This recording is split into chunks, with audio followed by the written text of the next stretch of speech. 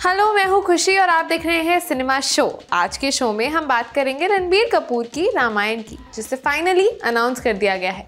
सलमान खान की सिकंदर से जुड़ा अपडेट भी देंगे, साथ ही पुष्पा 2 की एडवांस बुकिंग से जुड़ी जानकारी भी आप तक पहुंचाएंगे। तो चलिए शुरू करते हैं आज की खबरों का सिलसिला।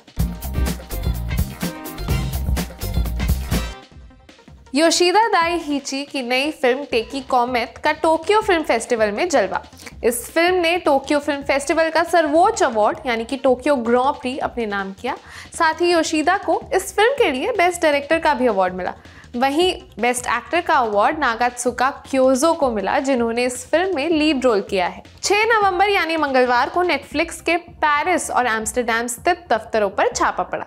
द हॉलीवुड रिपोर्टर ने इस खबर को कंफर्म किया है। साथ ही उनकी रिपोर्ट में ये भी बताया गया कि नेटफ्लिक्स के हेडक्वार्टर समेत अन्य ऑफिसों पर भी ये छापा 2022 के एक केस की छानबीन के सिलसिले में हुआ।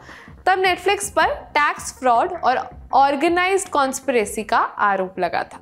नितेश तिवारी की रामायण फाइनली अनाउंस हो गई है। मेकर्स फिल्म के पहले और दूसरे पार्ट की रिलीज डेट भी अनाउंस कर चुके हैं। नमित मल्होत्रा के प्रोडक्शन में बनने वाली रामायण का पहला पार्ट दिवाली 2026 और दूसरा पार्ट दिवाली 2027 पर रिलीज होगा।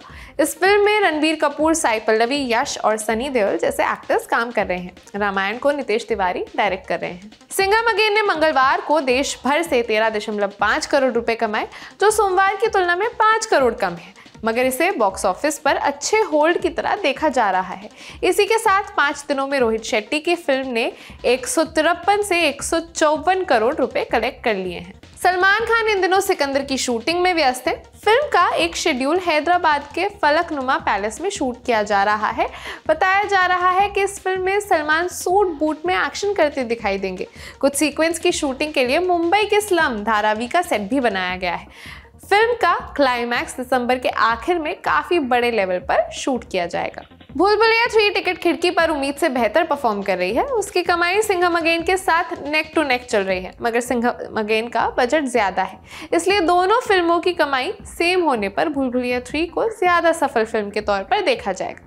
खैर, रिलीज के 5वें दिन भूल भुलैया 3 ने देश भर से 13 करोड़ रुपए कलेक्ट किए, जिससे फिल्म का टोटल कलेक्शन 137 से 138 करोड़ रुपए के बीच में हो गया है। लोकेश कनगराज ने हालिया इंटरव्यू में अपनी आने वाली फिल्मों और एलसीयू के भविष्य पर भी बात की।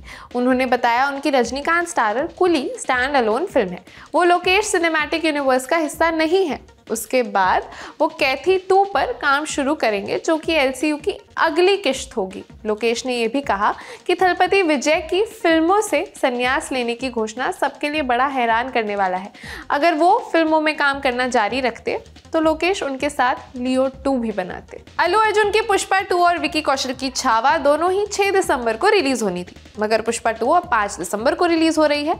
अगर रिपोर्ट्स की माने तो पुष्पा 2 के साथ क्लैश टालने के लिए छावा की रिलीज डेट आगे खिसका दी गई है। अब विकी कौशल की छावा जनवरी 2025 में रिलीज हो सकती है, तारीख अभी नहीं बताई गई है। पुष्पा 2 की रिलीज में अभी महीने भर का समय बाकी है, मगर अभी से फिल्म डिमांड में आ गई है। इंडिया तो ठीक, विदेशों में फिल्म की एडवांस बुकिंग अभी से रफ्तार पकड़ चुकी है। कोई मोई की एक रिपोर्ट के मुताबिक नॉर्थ अमेरिका में पुष्पा 2 के कम से कम 2800 शोज के 15,000 से ज्यादा टिकट बुक हो चुके हैं, जिससे फिल्म ने 3.58 करोड़ रुपए की कमाई कर ली है। पुष्पा 2 विदेशी मार्केट में इंडिया से एक दिन पहले यानी कि 4 दिसंबर को रिलीज हो रही है। ऋषभ शेट्टी की कांतारा चैप्टर 1 के तीसरे शेड्यूल की शूटिंग शुरू हो गई है। ये 60 दिन लंबा कंटिन्यूअस शूट होगा, जिसमें फिल्म के कुछ अहम सीन्स शूट किए जाएंगे।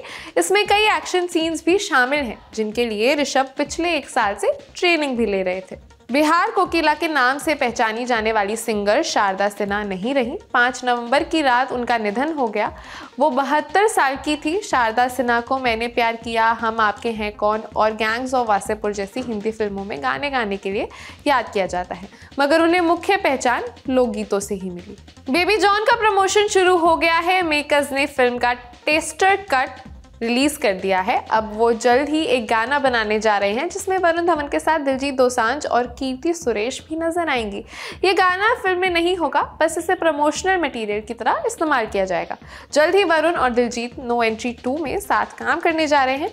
बेबी जॉन 25 दिसंबर को सिनेमाघरों में रिलीज हो रही है। अब बारी है आज की फिल्म रिकमेंडेशन की। आज की फिल्म है portrait of a lady on fire. 18वीं सदी के अंत में एक फ्रांसीसी द्वीप पर मैरियन को एक काउंटेस द्वारा अपनी बेटी हेलोइस का चित्र बनाने का काम सौंपा जाता है। ये पेंटिंग हेलोइस के होने वाले पति के लिए होती है। ये शादी का एक तोहफा होती है, लेकिन हेलोइस इस शादी के लिए राजी नहीं होती। दोनों महिलाएं आपस में बातचीत करती हैं, एक दूसरे के साथ ज़्यादा समय बिताने लगती हैं और एक दूसरे के करीब आ जाती हैं। ये फिल्म सेम सेक्स रिलेशनशिप्स के बारे में है, साथ ही ये उस समय में लड़कियों की जो स्थिति थी उस पर एक अच्छी कमेंट्री भी करती है। आप इसे अमेजॉन प्राइम वीडियो पर देख सकते हैं। बहुत अच्छी फिल्म है, बहुत इमोशनल फिल्म है, देख डालिए। आज की खबरों का सिलसिला यही समाप्त करते हैं। मैं खुशी, आप देख रहे हैं रन टॉप सिनेमा। शुक्रिया।